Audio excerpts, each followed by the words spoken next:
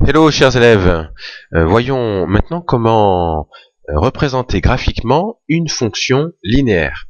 Alors pour les fonctions linéaires, vous allez voir que c'est assez facile de les représenter graphiquement, puisque en fait vous avez la propriété qui est ici, et qui dit que la représentation graphique d'une fonction linéaire de coefficient a, dans un repère, eh bien on dit que c'est une droite, forcément une droite, qui passe par l'origine du repère. L'origine du repère, c'est le point 0, 0.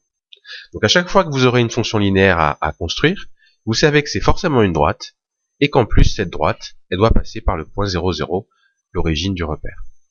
Alors, le nombre a, vous savez qu'on appelait coefficient hein, pour les fonctions linéaires, et bien là, pour la droite, on dit que ce nombre a, c'est le coefficient directeur de la droite. Donc vous verrez quel impact, quelle influence il pourrait avoir sur la manière dont la droite peut être tracée. Ça, on le verra plus tard. Alors, on va faire un exemple. On va prendre un exemple. La fonction f telle que f de x est égal à 0,2x. Donc, de toute évidence, c'est une fonction linéaire. Elle est de la forme ax. Comment on va la tracer? Alors, on sait que c'est une droite, déjà, forcément. On sait que c'est une droite aussi qui doit passer par le point 0, 0.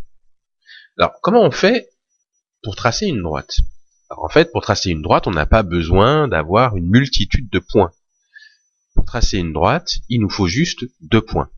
C'est vrai qu'en général, pour tracer des courbes, il faut plusieurs points, pas que 2. Mais là, pour la droite, c'est facile, il n'y en a que 2 à tracer. Alors, comment on va faire? On va s'aider d'un tableau qui va nous aider à donc tracer cette droite. Alors, première chose, on sait que la représentation graphique de cette fonction linéaire, elle passe par le point 0, 0. Donc ici, on pourrait dire qu'il y a forcément 0, 0. Prouvons-le. Si je calcule f de 0, autrement dit, je remplace x par 0, pour la fonction linéaire 0,2x, eh bien, ça me fait 0,2 fois 0. Je remplace x par 0. Ça donne 0. Vous voyez bien que ici, l'image de 0, par la fonction f, c'est 0. Donc j'ai bien 0, 0. Maintenant, donc ça va être un premier point. Maintenant, je veux tracer ou construire un autre point. Alors qu'est-ce qu'il va me falloir faire? Je vais choisir au hasard, n'importe comment, peu importe, un nombre, une valeur de x. Alors je vais prendre une valeur qui va m'aider à avoir des calculs faciles. Je vais prendre 5. Je vous le répète, ça peut être n'importe quelle valeur. Donc, j'ai x égale 5, qu'est-ce que je vais faire? Je vais calculer l'image de 5. Alors, si je remplace x par 5, ça me donne 0,2 fois 5, et ça c'est égal à 1. Et donc l'image de 5, c'est 1. Maintenant, qu'est-ce que je peux dire de ce que je viens de trouver? Eh bien en fait, j'ai 2 points ici, avec les coordonnées, leurs coordonnées, que je vais pouvoir placer dans mon repère. Donc j'ai le point 0, 0 et j'ai le point 5, 1.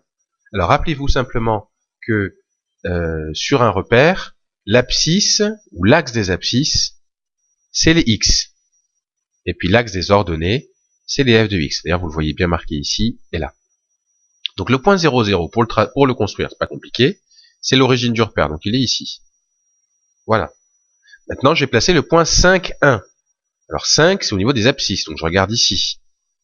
5, il est là, et 1, il est là, donc 5, 1, c'est ce point-là. Et maintenant que j'ai tracé ces 2 points, il me suffit simplement de construire la droite qui passe par ces 2 points. Et ça va être la représentation graphique de ma fonction linéaire. Alors peut-être juste une petite chose à écrire avant, enfin à la fin. Voilà, ici. C'est que y est égal à 0,2x. On écrit ceci sur la représentation graphique de la droite. Alors pourquoi y? En fait, f de x, c'est pareil que y. D'accord? Donc rappelez-vous que quand vous écrivez le nom de la droite, il faut écrire y égale avec la fonction linéaire.